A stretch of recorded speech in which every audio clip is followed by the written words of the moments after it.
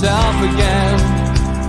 But it's the only way you're ever gonna learn. You look back and it's all in the past. I'm dwelling on that.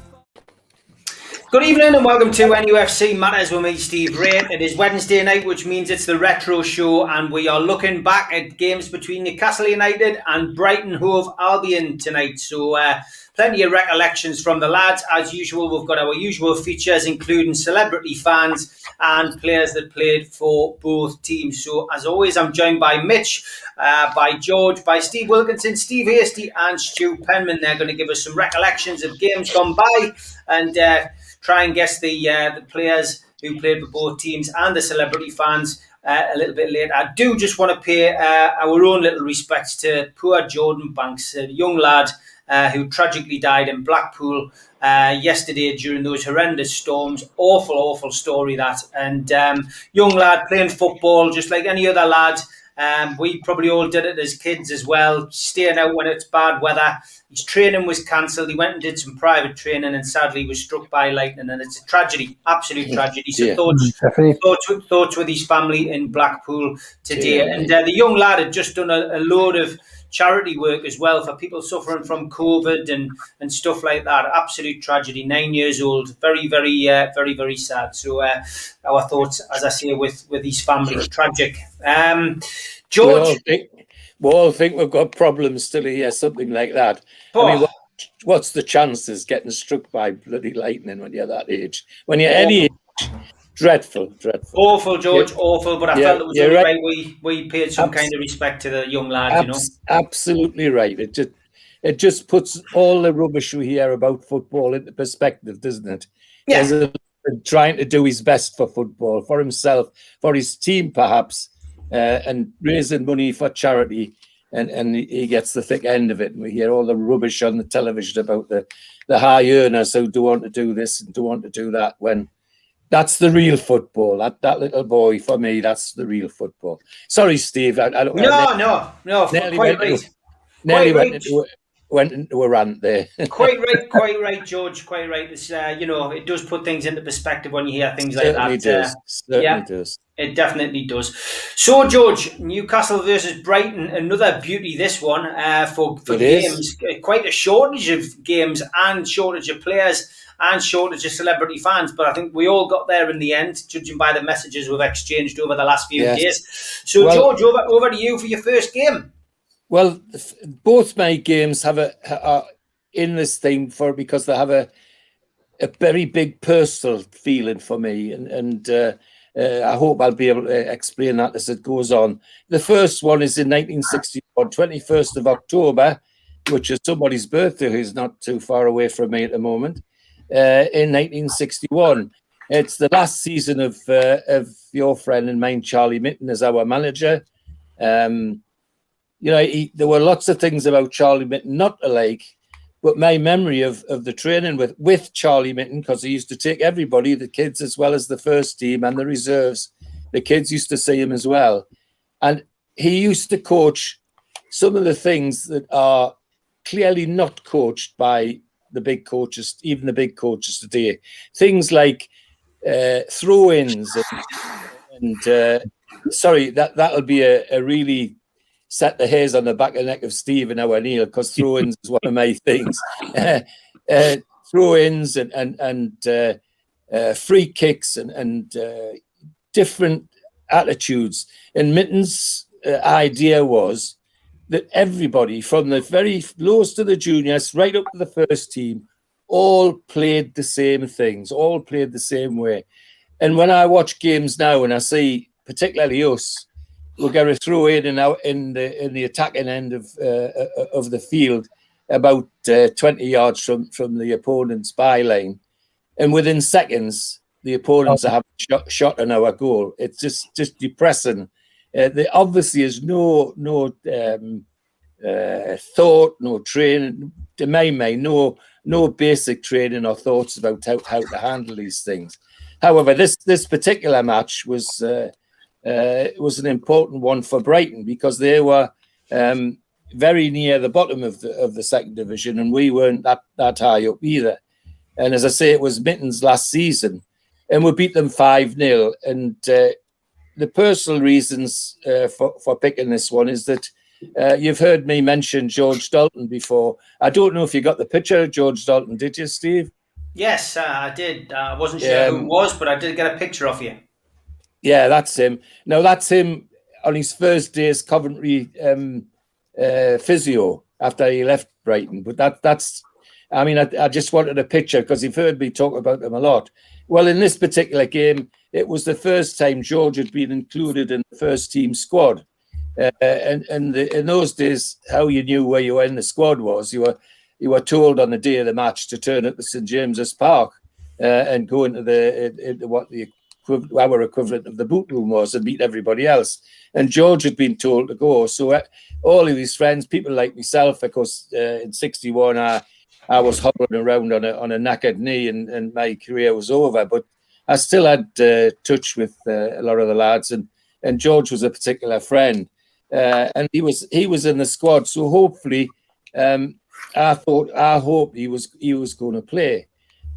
He didn't. He made his debut some months later, but at least he was in the squad, and it was quite a good squad. I mean, Marshall, Keith McMichael, Schooler, Stoko, Ken Hale, who I played with, Ken Leake, who we bought, another player we bought from Leicester, I think, when he was on his way out. You know, we bought people like Altchurch and others who were brilliant players, but we bought them at the wrong time when the sun was setting instead of rising. And Ken Leake was one of those. Altchurch was in the team. Len White, McGuigan, and Tohi, Irish left winger, who was quite a tricky player, and we beat them 5-0. Leake scored a hat trick, beautiful hat trick, and it was a perfect hat trick. Right foot, left foot, and a header. Chewy scored after a mazy dribble, and Ken Hale scored from well outside the penalty area with what we used to call in my day a pile driver. It really was a pile driver. The other bit of it was that there was only 24,500 at the game, by the way. The other personal end was that also in the Brighton team, or in the Brighton squad, was a lad called Norman Gall, who played nearly 500 games for Brighton. Well, Norman and I were in the same class at the Buddle School in Wallsend. And when we got to 11, my parents had moved away to Howden to a new house, and Norman had moved to the Western School. He managed to pass the 13 plus and get into the grammar school, but he couldn't get a game of football at the grammar school. He was being frozen out, so he persuaded his parents to send him to Skerries College in the town. Now, why Skerries College? Because they didn't even bloody play football, but never mind. He went to Skerries College and he played in the Newcastle boys team for a short while. Then much later, when we were all around Newcastle as kids, Norman wouldn't come to Newcastle. And he went to North Shields, and after a while, he got picked up by Gateshead and played about 6 or 7, maybe 8 games in their last season in the 4th division. You know, this is a year which there's so much happening. Gateshead were actually voted out of the 4th division that year, so that the southern clubs could get Peterborough into the 4th division. And there's always lots of discussion about how did Newcastle vote when the vote came round. I don't think anybody really knows, but the suspicion is, of course, that they went for the posh as well. But I've got no reason to think that that's true, and I'd be very surprised if it was. However, Norman Gall was at Gateshead for those games, and then was picked up by Brighton and went to Brighton. And I'd heard through mutual friends and his brothers that he was at Brighton. In this game on the 21st of October '61. He was in their squad, so I was hoping that Norman would actually be in the team, but he wasn't. He didn't show either. But at least I got the chance to say hello when later on, when the teams were coming off. Got the chance to go into the grandstand with other members of the juniors who were at the match. Norman, as I say, played nearly 500 games for for Brighton, and was a very skillful player. As it happens, the end of the season we finished 11th. That was goodbye, Charlie Minton. He'd give up then. And Brighton, sadly, was 22nd. They were relegated in the third division. So it was a pretty horrendous period for them, but a game which for me had lots of personal memories and lots of interesting memories. And as I say, after that, it was the last season for Charlie Minton, and it gave a twist to it all, you know. And I see somebody on this put the Buddle School had outdoor netties. Yes, it did. Yes, it did. It did. It's still standing there. The outdoor netties on, but the school's still there. They tried hard to burn it down, but with little success. So that's my first game anyway. 5-0 in 61, with loads of personal memories for me. And did you say it was Leeks who got the hat trick, George? Ken Leek, So there you go, folks. Back in the old days, we had a Leek up front scoring a hat trick. Now we just have Leeks at the back. That's right. I'm here all week, lads. I'm here all week. You are? No, literally, I am here all week. Right, okay. Over to you, Neil. Aye, well, might as well get this out of the way. 2 words: Trelford Mills. Oh my God! 12th of January 1983, FA Cup replay. There he is. Ironically, you know, he should be known really as the referee who refereed Keegan's first game, because that's what he'd done earlier that season. He'd refereed Keegan's first game against QPR. Yeah. But he turned up that night, and the suspicion was he had a fiver on Brighton, because that game, we battered Brighton that day. It was one of those games where if we'd got one that stood, we'd have probably scored 4 or 5. We did everything but. We hit the crossbar, hit the post. Keeper made a couple of great saves. But the whole controversy of that game hinges around 2 disqualified goals. He disqualified one from Berardi, which he claimed was a handball. Yep. And to this day, even with the television pictures and VAR, you probably could debate it one way or the other. And the second goal, a great little header from Keegan, was he pulled up for a pull, I think, by Clark in the centre of the area. And again, you've got to have eagle eyes and VAR to see anything like that. But he was determined he was right. It made for a hell of an atmosphere, because by the end of the game, we were really pressing hard. And like I say, we battered them really for 50, 60 minutes of that game. We absolutely battered Brighton. And thanks to Trelford, out the cup. I seem to remember it was even, the Time Tees even put the score and across the top of something like the Des O'Connor show in the middle of the evening. It was that controversial and that big a game, you know. By the end of the game, there was 2,500 fans outside of the old stand, and baying for blood. And Mills had to be escorted out of the ground by police. It was that bad, and that dodgy refereeing performance that day. I believe, doing a little bit of research on it, I gathered the Yorkshire Press, because he was from Barnsley apparently. Apparently also a very good cricketer. He was captain of Barnsley Cricket Club. He was labelled by the Yorkshire Press the bravest man on Tyneside. Apparently, in the aftermath of that. You know, it was a game where genuinely we did everything but put the goals away. And if one of those had gone in, we'd have won the game comfortably. It was just one of those days where a combination of a good keeper, thick woodwork, and Trelford Mills, dear me. But a name that, to a generation of fans, you nailed the word Trelford Mills. You can see the reaction on people's faces and shudders down spines. You know, it gets people's hackles up immediately. And a name you'll never forget. And I'm sure some people who haven't heard it before will now go and look it up and understand why we'll never forget Trelford bloody Mills. Gary Milligan says, is Trelford Mills working VAR, Mitch? He probably is. From the beyond, he's probably still twiddling the bloody things and drawing the lines at skew with angles, because his angles were skew with that night.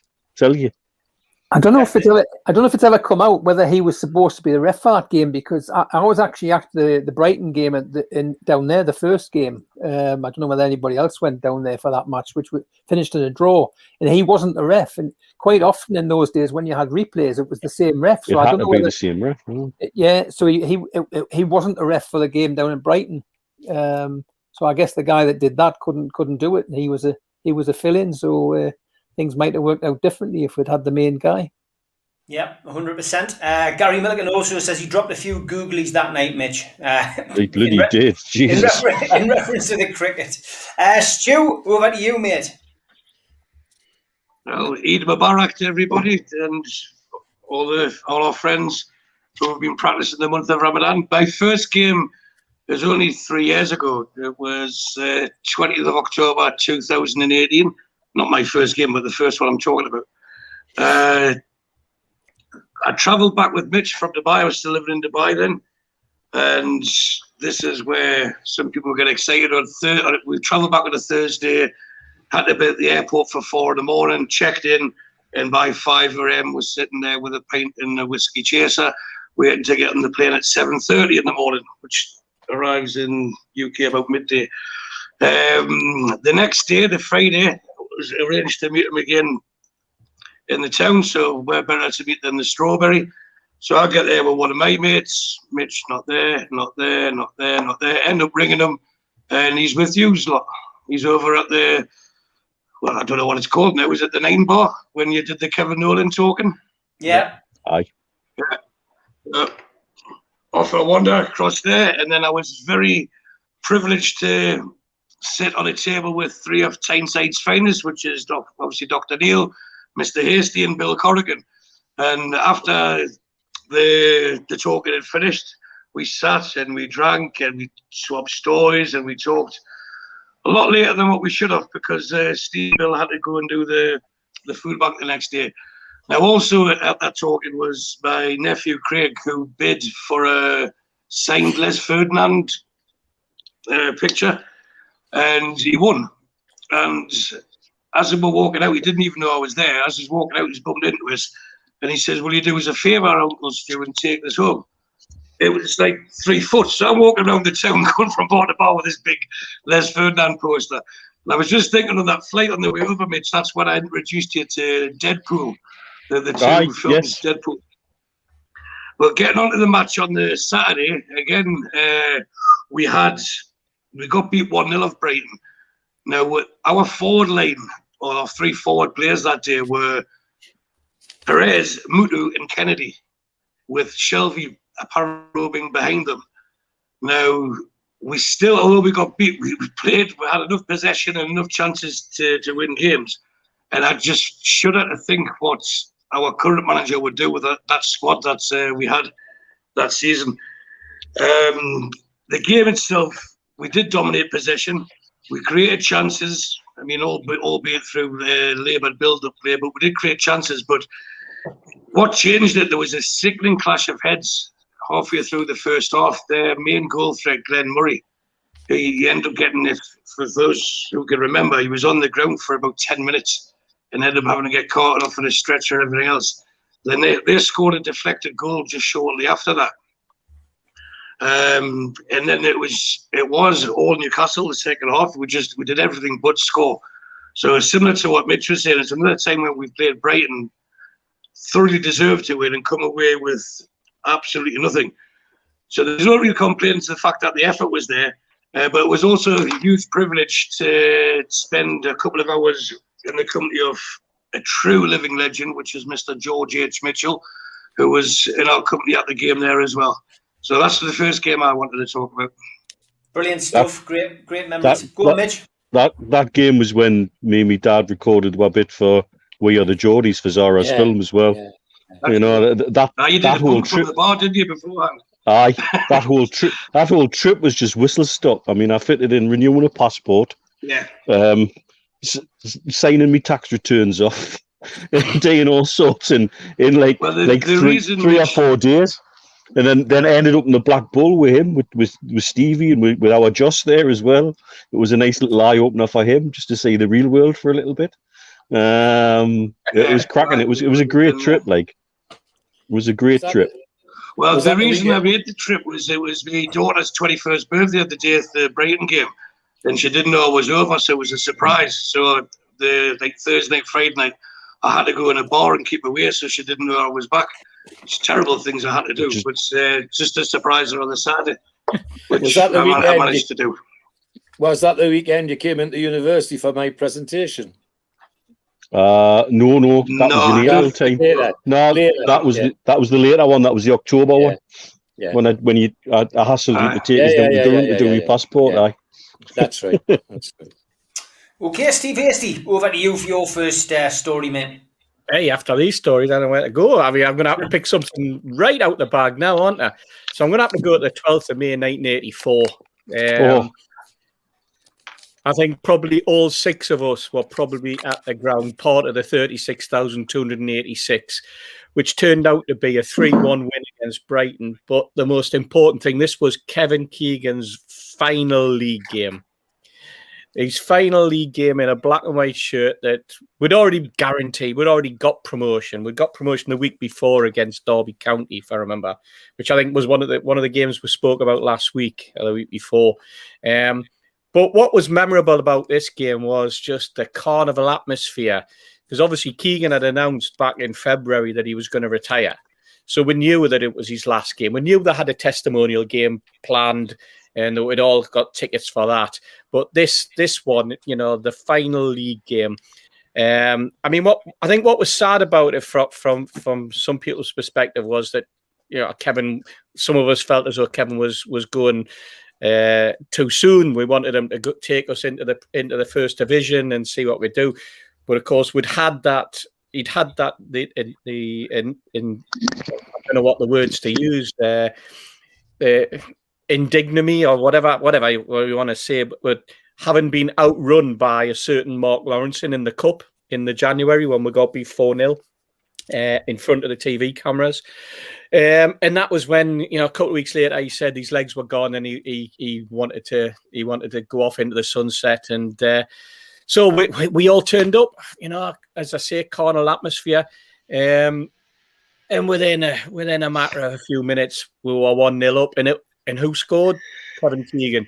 If you remember rightly, a wonderful shot by Chrissy Waddle. He hit the post. And there, standing in the 6-yard box, ready to tap it in, was Kevin Keegan. And of course, I was going to say the roof went off. We didn't have a roof then. You know, it was only, I mean, if we shout any longer, the old West Stand might have collapsed. You know, but apart from that, there was no roofs to come off. The noise was tremendous, and that was it. The circus started. You know, the whole carnival. They equalised 1-1, and then we saw Keegan turn into the provider in a position that we already saw him on the left wing, and he made a little move and put a most glorious cross in. I mean, I always thought that the best cross of the ball, well, other than Gillespie, the best cross of the ball Newcastle ever had was Alan Shearer, but this particular cross that Keegan puts in lands absolutely perfectly on the 12-yard spot for Chrissy Waddle of all people, who, you know, went up, nodded it in, and it went in off the post. And he was wearing number 9. It was a proper number 9's header, wasn't it? It was. Absolutely. It landed perfectly for him. He stroked his head. You know, it went to the far side, made the keeper, it was Joe Corrigan, if I remember rightly, tried to make a save for it, but couldn't get anywhere near it. It hits the post and it's in. So there we are, 2-1.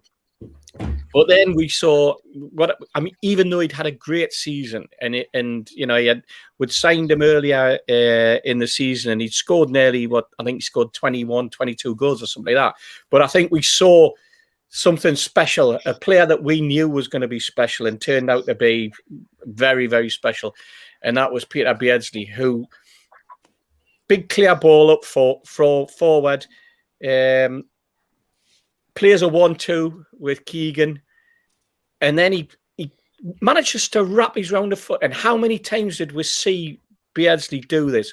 Wrap his foot around and pull the ball back and leave a defender completely stranded. But then what he did next was just the most majestic piece of football skill you've seen, where he chips Joe Corrigan from the edge of the box, and it was just sublime.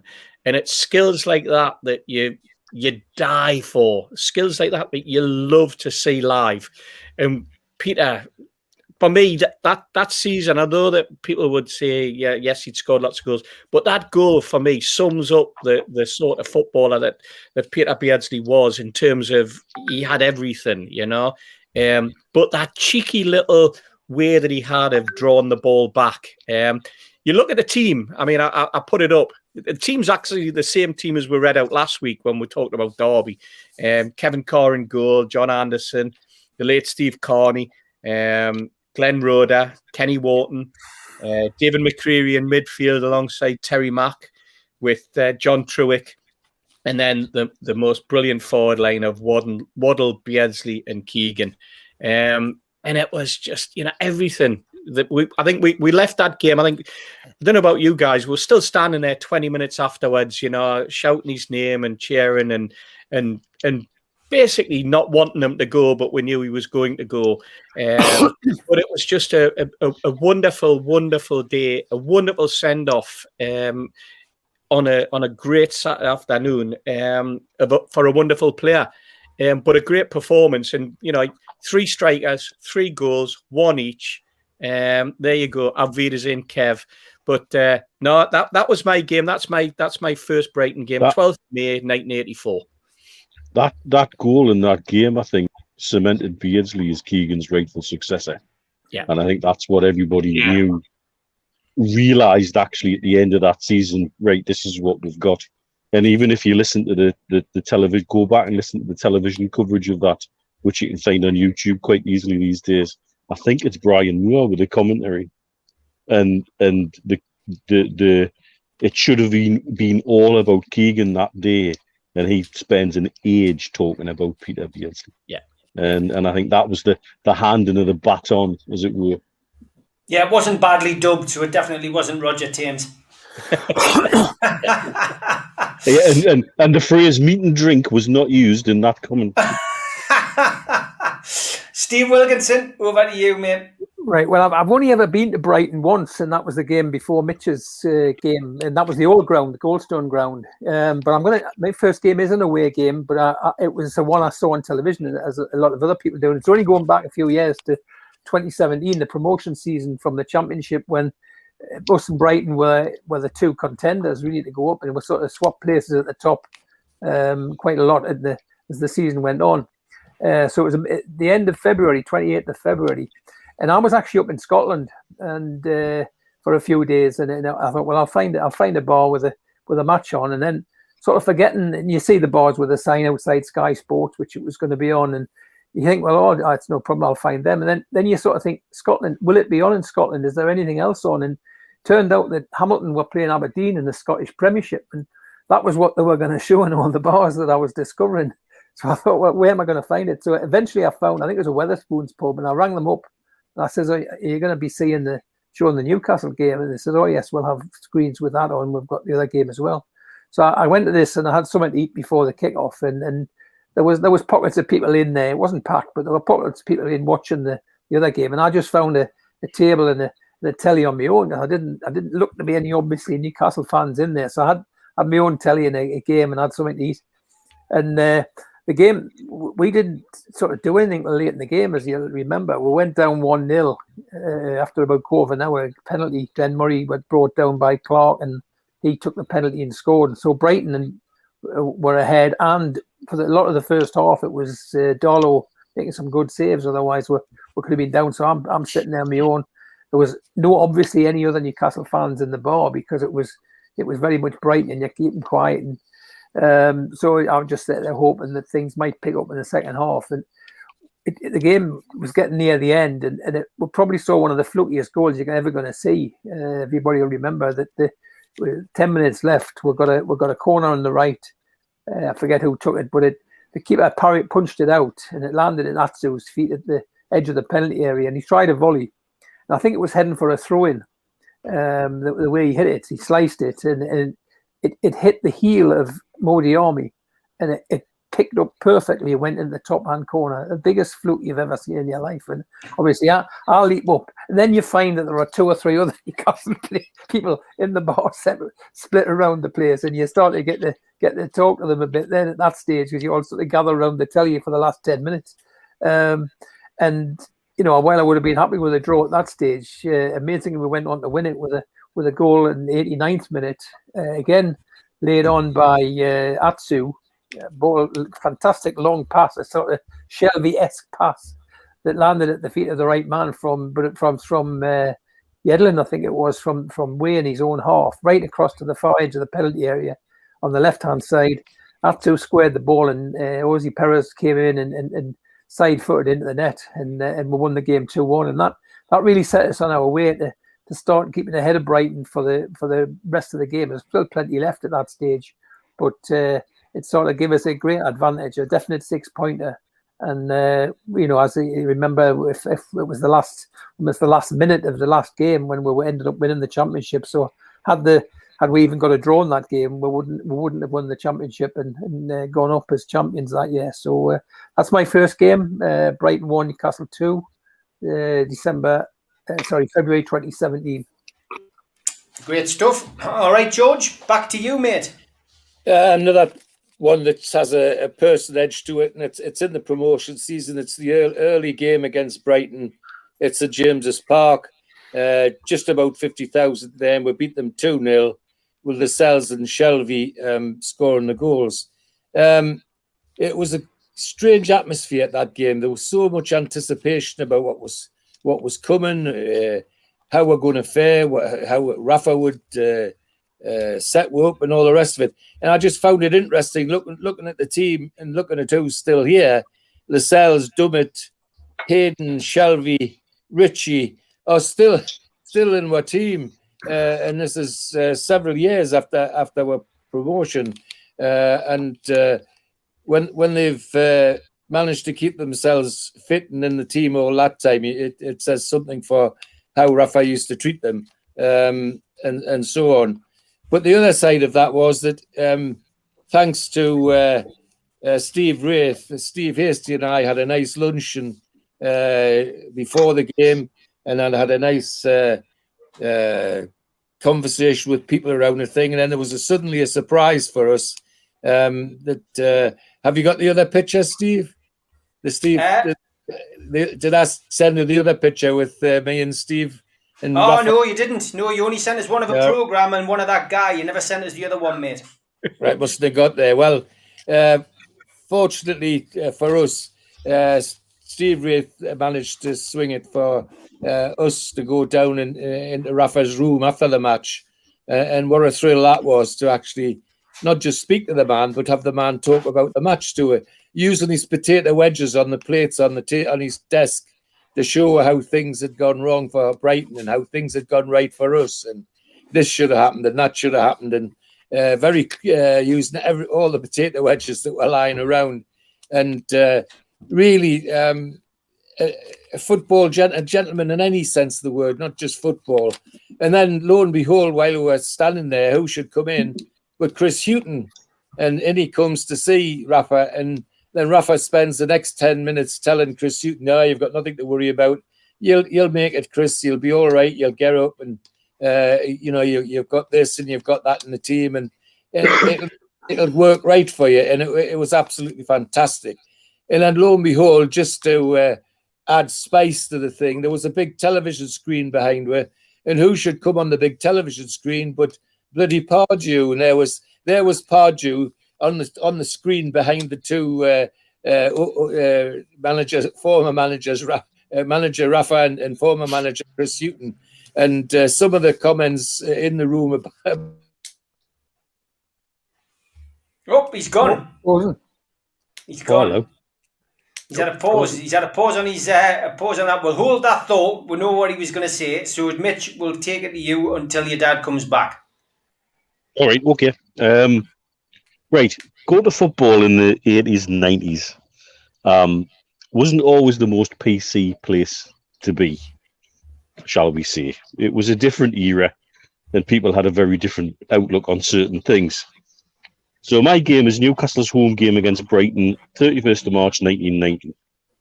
The thing that stood in my mind for that game was somebody that season had the bright idea to give Brighton pink away shirts. That wasn't something that was common in football then. Also, given that Brighton is a large home to the LGBTQ community and always has been, giving Brighton pink away shirts that season probably wasn't the brightest idea of anybody's.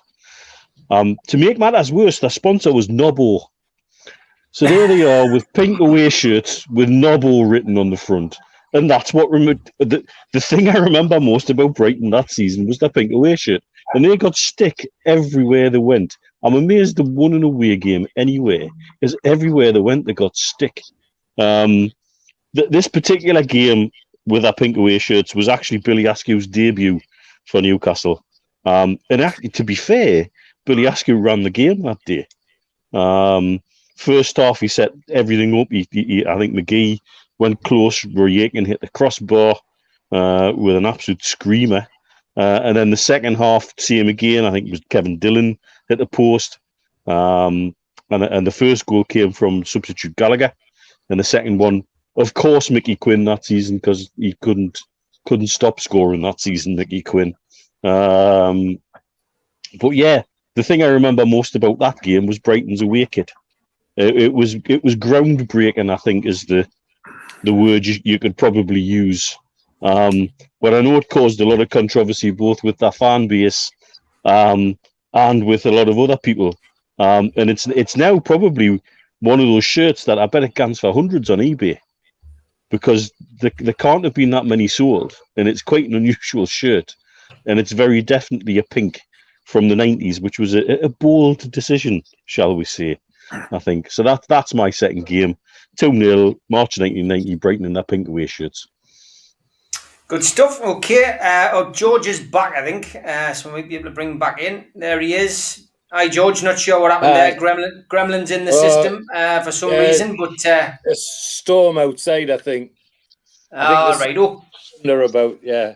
Okay, so we got virtually to the end of your story, but yeah, Alan Pardew was on the screen as well, and I've got to be honest, I was there. I took you down to meet Rafa, but I just remember thinking, God, that's the money shot. I never took a photo. Yeah, I didn't get my phone out, but it would have been a great photo. That.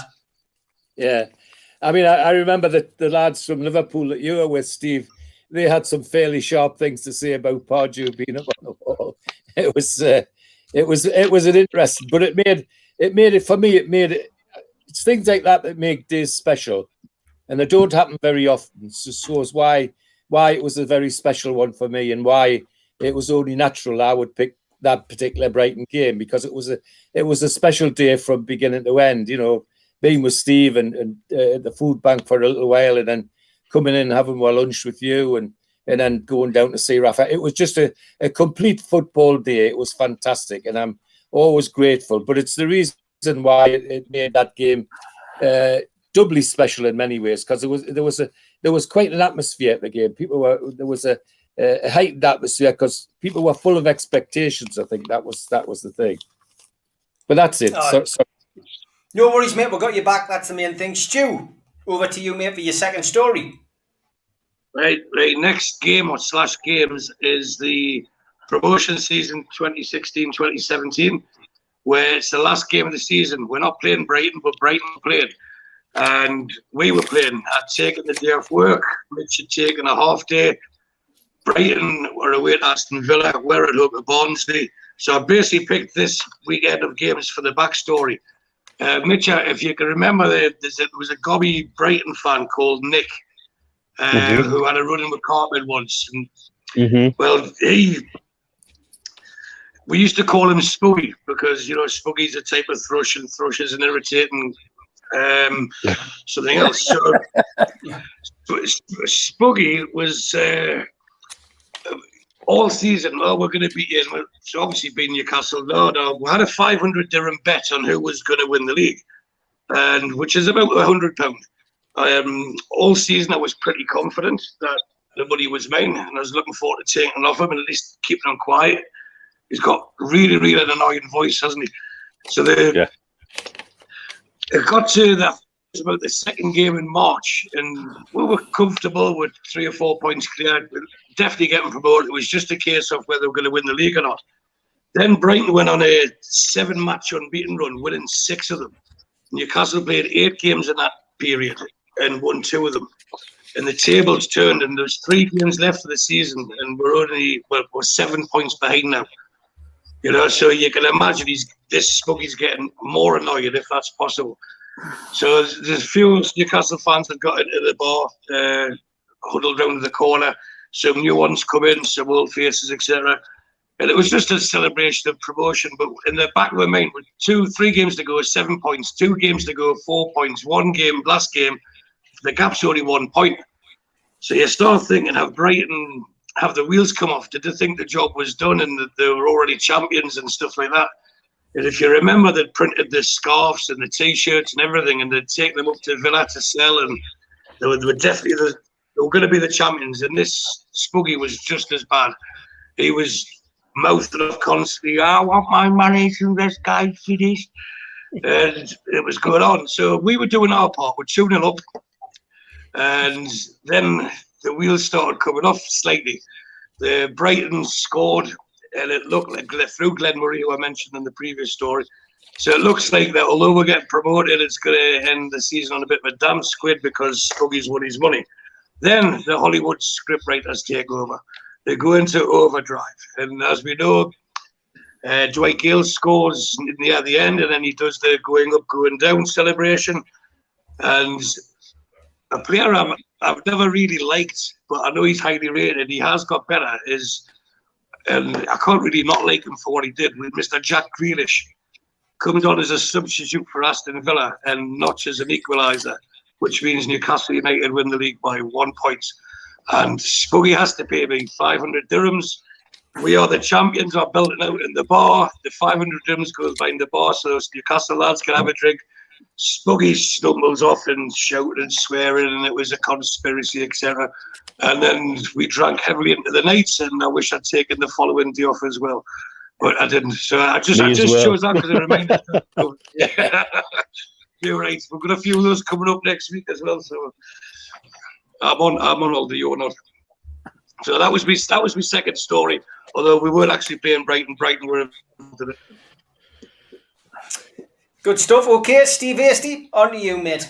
I feel a bit guilty, Stu, because we put you through all of that, and obviously Steve and I were both co-executive producers for We Are the Geordies, and obviously we'd written the script for that particular match. So we knew what the ending was going to be anyway. So,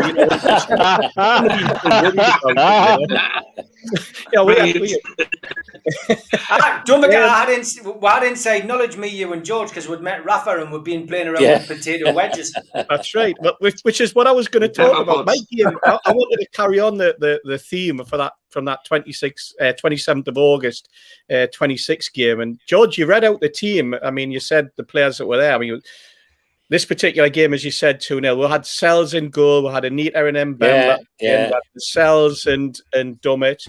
We had Richie and Shelby and Hayden. Then we had Gouffran. And then we had Diarmi playing behind Perez. Now, 5 of those players are still in the Newcastle squad now. In Lascelles, Dummett, Richie, Shelby and Hayden. You look at the Brighton team, and they had Stockdale in goal. I don't think he's there anymore. They had Bruno. I don't think he's there. Duffy, I know he went to Celtic. Dunk. Is Dunk still at Brighton? I think he might. Yes. Not too sure. I think he is. He got sent off the other night, didn't he? Then they had Bonnie, who had Bong, who I don't think's there anymore. Knockhard, Sidwell, and then they had Kayal, and they had Skalek, and they had Murray. So you're talking 2 teams that went up at the same time.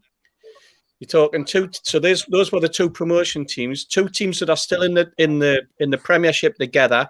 We've still got 5. You know, the Newcastle United still got 5 of that squad, and they've perhaps got 1.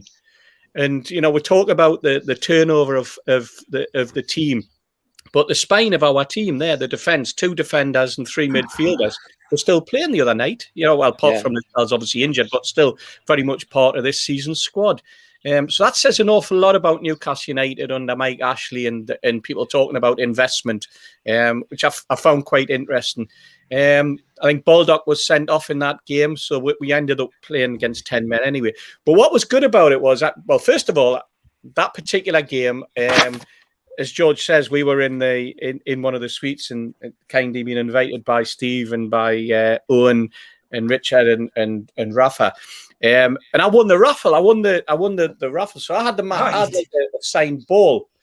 So then Steve goes and Owen goes, "Come on, we're going for a walk." And we still didn't know where we were going. And he took us out and through, and we went past the directors, down the director's box, and we started heading towards the tunnel. And of course, at this point, I remember George looking, going, "Where we're going?" And I goes, "I haven't a clue, but we'll soon find out." I thought we were being taken up to Leisures Park for a knock around with a ball that I had. Anyway, he takes me down the tunnel, and we're into this room, and he goes, "Lads, this is Rafa Benitez," you know. And we were like, "What?" And of course, Steve knows what's happening, so Steve's got a little smile on his face as we walk through the door, and he's given with a nod and the wink. So we sits down, and the first thing that obviously the coaching staff were all there, and they all came over and they all shook my hand and introduced themselves. "Come over and sit here, lads," and they went to the fridge and they got us all bottles of beer and Coke and such like. And then I think it was one of the coaching team said, "There's a buffet there, help yourself." Well, of course, we'd already eaten. And then he goes, "Just a word of advice, don't touch the potato wedges. Rafa loves potato wedges." Well, we thought it was a bit of a joke, didn't we, George? But we weren't going to eat anyway because we just had this like 3-course meal and loads of chocolates and all sorts. So after Rafa had finished the Pardew thing or the TV, sorry, and after he'd been speaking to Chris Hooton, and he was relaxed. He'd done his TV little bits and that, and he sits down and then he comes and shakes everybody's hand, makes sure that we've all got a beer again. And then he started asking me what we thought about the game. So, of course, me and George and Steve were, "Oh, yeah, it was really good." I think, was your dad there as well, Steve? Your dad was there as well, yeah. He was, yeah. Oh, So, of course, we're being polite and we're going, "Well, we thought so-and-so did all right." And, we thought Shelby, with a goal and that, and just trying to be polite. And then he's shaking his head upward, and we're thinking, "Well, what have we got wrong already?" And he goes, "Oh no, John, all over the place. No discipline." So then he asked me what we thought about the lineup, and he had played a back 4, and he goes, we asked why he played a back 4, and he goes, "I was worried about the speed of their wing backs or wingers," and he goes, "and I was worried because we had Mbemba." He says, "So I was trying to get people," and he says, "Mbemba, he doesn't listen to me. He goes all over the place. He does this, he does that, no discipline." And so, of course, at this point we are like, and so then he starts asking me about other players and that, and at that point, he started to explain to us, George says, with the potato wedges in 3 dimensions, with potato wedges between his fingers, and he's explaining his lineup, and he's putting, "This is Mbemba," and he sticks the potato wedge in the middle, and Mbemba's all over, and it was the most fascinating sort of 10 minutes of football analysis that you would never get on Match of the Day. Let's face it, you would never. Sky would have died for listening to the Rafa was explaining his tactics and the way he set the team up and what he was looking. And I think just in that little 10 minutes, we learned more about the intensity of Rafa Benitez, about his management style, but more importantly, about his tactical nous and his ability to analyse the opposition and to put a team together to combat the opposition, but also to get the result. And I think from that moment onwards, George and I were just sitting in complete and utter amazement and awe. And that's when you realise that these top-class managers, they not only know their stuff and they don't just study the game, but they know every single thing there is about the opposition and how the opposition is going to line up and what they expect and how they drill it into their team. And it was a fascinating insight. And then when we left, and I walked into the Strawberry, and the lads just were all standing there and they go, "Where have you been?" And I go, and I throws the ball in the air, and we had a little bit of game ahead as in the Strawberry with the ball. And then I started telling them who I'd actually been talking to. And I think even though they weren't there, they just felt as though they'd been part of it, because it was just fabulous, absolutely fabulous to hear a top class manager like that talk about the game. So that was my final game. Following on from George, a nice 2-1 win against Brighton. Yeah, I mean, I've dug out my photograph from the day we won the championship, actually, which I've put out on Twitter a few times. But great relationship I had with Rafa over that 3-year period, thanks to Owen and Richard. And Richard, of course, as you know, was sadly taken with COVID, last month, which was tragic. So, but yeah, and a little one about that photograph. That's not actually the championship trophy, because on the day Newcastle won the league, obviously they won it the final day of the season, the trophy wasn't at St James's Park. So that's actually a replica, although I have had my hands on the original championship trophy when Newcastle have won it in the past. But yeah, that wasn't the actual one. That was just there for the photographs with the team, etc. So interesting tale. And I did also go, when we won it with Barton and Nolan, I went to the Diamond pub. I was invited up by Kevin Nolan to have a night out there. And me and my pals, I was allowed to take 5 mates up. And I don't think I've told this on the story, but we got to the Diamond early. Nolan told us to get up there at a certain time. We got there, I think he said be there for 7. We got there at about 7:05 and there was nobody there. We thought we'd been set up, to be honest. We went upstairs and the room was empty, but there were barmaid on. So I went up and bought the round. And I got the drinks in for all the lads. I'd got stung for the taxi as well, if I remember rightly. And just as I bought the round in, the doors opened and everyone piled in. So, Nobby came in, Kevin Nolan, Joey Barton, Stephen Taylor. It was a cracking night, really good night, But that isn't where the sore point lies with me. About 5 minutes after the players came in, Mike Ashley comes in with Derek Lambias. And he goes straight to the bar and puts his card behind the bar. So that was it. Free drink for the rest of the night for everybody there. I never got the round back off the lads. I'm still waiting. Nearly 10 years now for that round. So I'm looking to see. I've got a ticket for Sheffield United, and some of them lads are going. So maybe I'll make them get the first round on Wednesday next week. But great times, great stories. And Joey Barton did a wonderful rendition of Geordie Alouette that night. Which he was proud of, but great memories. Steve, can I finish off Steve Hastie's talk about? Go on. Just before Rafa finished, he said to him, "Why isn't John Joe Shelby always in your team?" And Rafa stared at his bloke, big-eyed, and said, "Because he won't do what he's told." Just like that. And I thought, wow, that's frank, that's honest. Brilliant. So he was honest. He was very honest. Yeah, many times that I met him, he was always very honest. And hopefully, we will see him come back. Tim Cairns, yes. Steve Wilkinson, over to you, mate, for the final game recollection. Right. Well, I'm not going back very far. Just to begin this season, and it's a perfect follow on Steve's story about tactical nous and tactical awareness of the opposite that we saw in the first game against Brighton this season, when. Despite the fact that we're, against the expectations, we'd got a great result against West Ham, and it was the second game we'd actually played Blackburn in the midweek, but it was a different team really we put out for that game in the League Cup, and it's probably where the season started to go downhill, because we had the big players on, apart from Almiron, he counts as a big player, but we started with ASM and Callum Wilson up front, and Andy Carroll, who'd had a decent game at West Ham, and we started with it probably on paper what we thought was a decent team, and Brighton absolutely outran us, and particularly from Tariq Lamptey at right back. Now they've probably missed him this season. It's probably the fact that they're all right. They've escaped relegation, but I think if he'd carried on and stayed fit, they would have caused a lot more problems. But he certainly caused problems for that day, and the game was over after only 7 minutes, if you remember that.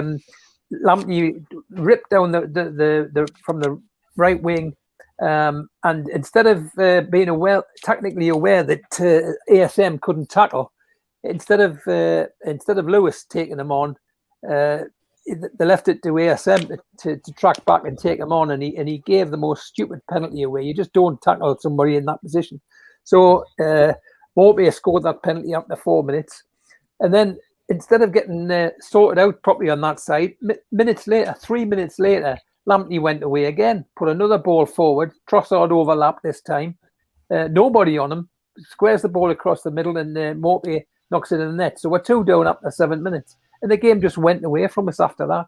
And it just shows you that you know, the all this nonsense we've heard, that was the similar sort of team to what we've been playing and messing around with all season. So it just set the ball rolling, that, you know, right back at the beginning, how he couldn't see that we needed to make significant changes, and we've messed around with the same sort of players, and obviously as the game went on, the second half, Brighton were just strolling it, and they went on and scored another one. I think it was Connolly scored after, you know, nearly 10 minutes from time. And then we had quite a bizarre sending off, one of the strangest sendings off, backheeled in the face. There's not many people do that, but forget the guy's name, Bissouma, I think it was, caught Lewis in the face with a back heel, and I'll have a look at VAR, and the referee decided. I'm not so convinced it was one that it was pretty accidental and a bit of a fluke, but the game was over by then anyway. But it just set the scene for the rest of the season, and we've gone on from like that and escaped somehow at the end. Simon Jordan will not be happy for me being one of the minority that's having a go at the team, but solid. So that's my second game.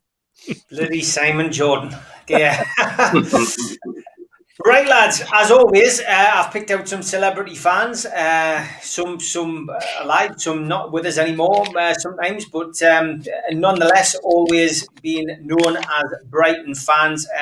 Quite easy this week, I think. I don't think there's any tricks in there, but we'll start with this one. Des Lynam. Des Lynam, great, wasn't he? He was a great commentator, great frontman. Yeah. Jon Snow. Jon Snow. Jon Snow. Yeah. All 4 News, yeah. That's Fat Norman Boys. Cook. Norman Cook. Norman Cook. Yeah.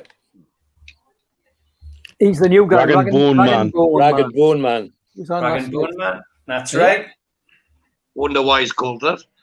Jamie Theakston. Jamie Theakston. It is, Jamie. Jamie Theakston likes to have a game of football. Oh man, he's from Cold Feet. Robert Bathurst. That's it. Bathurst. Wow. Yeah.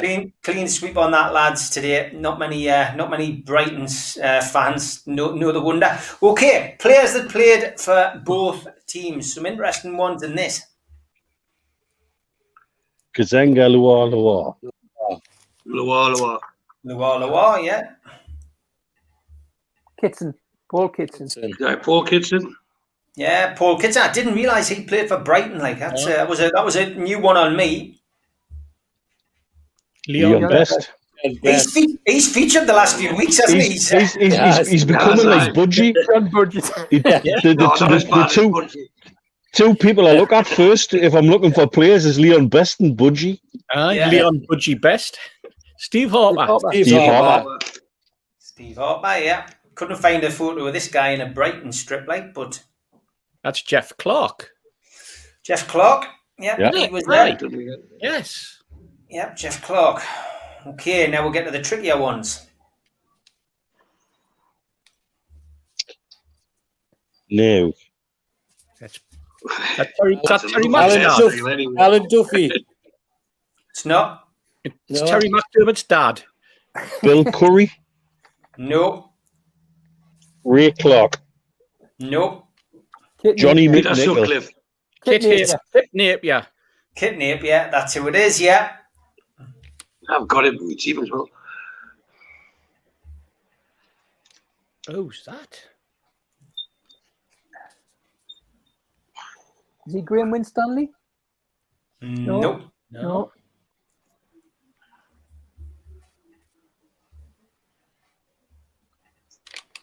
I stumped you on one. Looks like 70s or 80s, doesn't it? So Ray Clark. Correct. Ray Yeah. Clark. Yeah.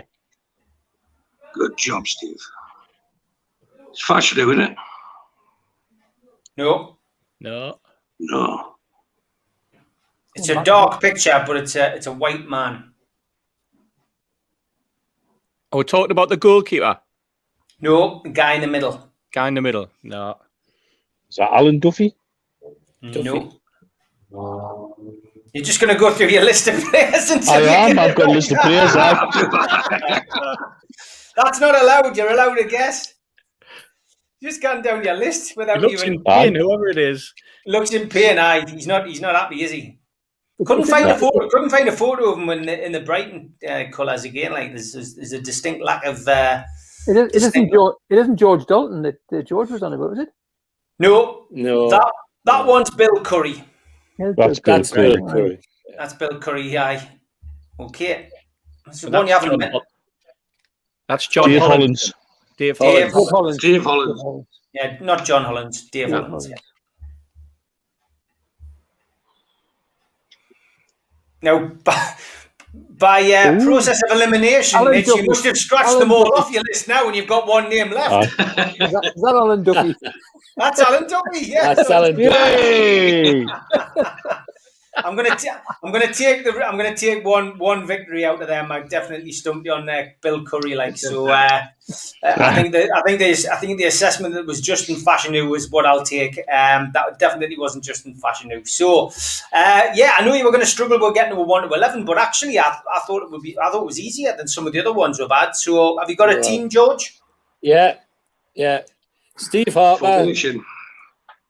George Dalton, Aaron Hughes, Ian Baird, John McGrath, Graham Winstanley, Alan Duffy, Paul Kitson, Leon Best, Bill Curry, and Lualua. And all the others can be substitutes. Did you have a manager? Was there a manager? Oh, sorry, Putin. Yes, I did. Yeah. I did. Chris Hughton. Yes.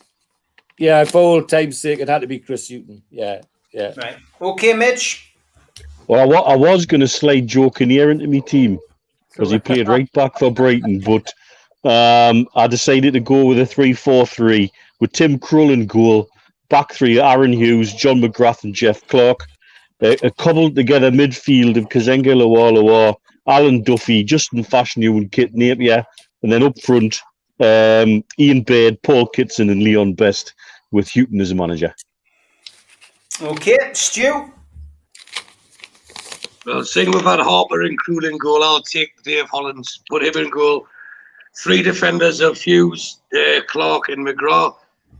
3 in midfield of Napier, Duffy, and Lualua, and then a front 4. I've cheated a little bit, put Mark McGee in because he was a manager at Brighton. Leon Best, Paul Kitson, and Justin Fashanu, with Chris Hughton as the manager. Okay. And Steve Hasty. I didn't bother. Because you know what, I've had a busy day today. I've been out and about, and I'm sure I'll tell you where I've been on the WhatsApp later. But no, I've been busy. But perfectly honest, I struggled. I found 9 players. I didn't find Dalton. I didn't find Baird. I didn't find Hughes. I didn't find McGrath. I hadn't a clue who Kit Napier was. Well, neither did I, mind Steve, to be fair. I didn't know where he played. So all I had was Harper, Lualua, Clark, Ray Clark, Leon Best, and Kitson. That's all I had. It's a 6-a-side team. I've been busy as well, Steve. I've been to the Sunderland Player of the Year awards today, Steve. It was a rollover. I thought it would be, aye. Joe Allen Been on the Classic. front of your years again. Joe Allen Classic. Even Joe Allen doesn't do those ones anymore. They're that old. Steve Wilkinson. Right. Well, it's quite strange this week. We're usually struggling for goalies and looking to see whether John Burridge has had anything to do with the club. But there was actually 5 goalkeepers we could have chose from. But I've gone to Dave Hollands because he was in goal the first game I ever went to back in 1962. So I've gone there. The defence very similar to what George's was. I think Aaron Hughes, John McGrath, Jeff Clark I put in, George Dalton. Midfield I had Alan Duffy, David Turner, a guy who hardly ever played for us, but apparently was good for Brighton. So put him in midfield. Up front, I've gone for Kit Napier. I did see him playing, and when we signed him, I think we had high hopes because he'd been banging goals in for Workington. But you have to whisper that bit. But he only had 7 games, and we persisted with Joe Linton a lot longer. So I put Kit Napier in. I think if we'd stuck with him for another 50 years, maybe it would have come good. Bill Curry, who I knew nothing about until I researched, but prolific scorer. Paul Kitson and Loire. And I got Chris Houghton as manager. Great stuff. Well done, lads. We have been asked by, I think it was Keith Rule on Twitter, we'll do Portsmouth. Now, we won't be doing it next Wednesday, so you've got 2 weeks to do it, because obviously next Wednesday, Newcastle are at home to Sheffield United. So 2 weeks to find out as much as you can about Portsmouth, games between Newcastle and Portsmouth, and I'll research the celebs and players that play for both teams. Don't forget I'm getting on now, mate. I'm sending you some messages now. I'm you picking better. my team. You know which one I'm going for. Just ask me from dodgy websites, it helps. Has Budgie played for Portsmouth? Probably has, and Leon. Big shout out to Spider Media, who sponsored us for the last 4 months. Big shout out to the lads. Great support and much appreciated. And to skipsandbins.com, telephone 0800 25 45 25 3, email inquiries at skipsandbins.com, website www.skipsandbins.com. Easy contract, free and pay as you go, waste collection. Don't forget, we'll be letting you name the bee on Friday night with the Three Amigos show, so get your thoughts in about that for Friday night. Also, a big shout out to qtechshop.co.uk, the makers of pool tables and snooker tables in Wallsend and Newcastle, and of our t-shirts, which are doing quite well on the website NUFCmatters.com. Jump on there, always something on there, and word has it that there's going to be a Three Amigos t-shirt and hoodie available very, very shortly. So get yourself on there. Big shout out to John as well. He's said that he's going to sponsor Pete, who does Matchday Live and does the 5-minute rants football team. So he's going to be supporting them with a black and white strip with NUFC Matters on. So we're going to be sponsoring the strip, which is very nice. So Jab Signature as well. Big shout out to John. Looking forward to his new gear coming out over the next few months. Finally got his brand off the ground, and he does our flyers. And of course, we tend to use tonight to showcase the flyer for Friday. And here it is, lads. He's gone all musical on us. It's on. So Steve Hasty, you look rather fetching as Nancy. There's Keith. Are we expected to sing? Is that what it is? Possibly. Like, there's Keith Patterson there looking like Fagin. I'm not sure who I am, but I've put a bit of weight on. And there's Neil, looks like he's doing some kind of striptease in the background. I'm Fagin, mate. If you go to that poster, I'm Fagin, aye. Is that Liam Kennedy in the middle as well? Liam's on there, yes, as well. So good stuff. Looking forward to Friday night. So that means that Liam is on there and Keith as well on Friday night. With Liam working, he's agreed to come back on. So we will be 5-handed on Friday night. Looking forward to that. And then, of course, we'll be doing Matchday Live. And tomorrow night, of course, Thursday night, I'll be back with the Internet King Malcolm and John Gibson, who never has a good signal.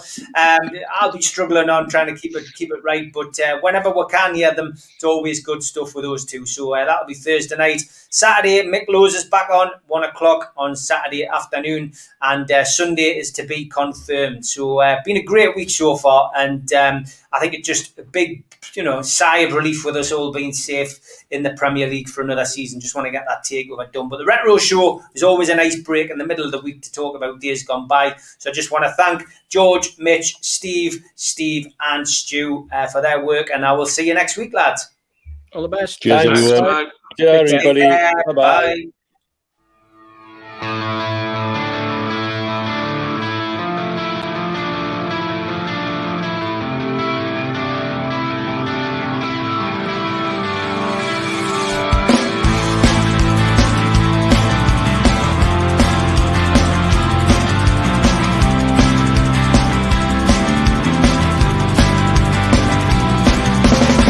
Head back with the critics attack. I feel like I've been talking to myself again. But it's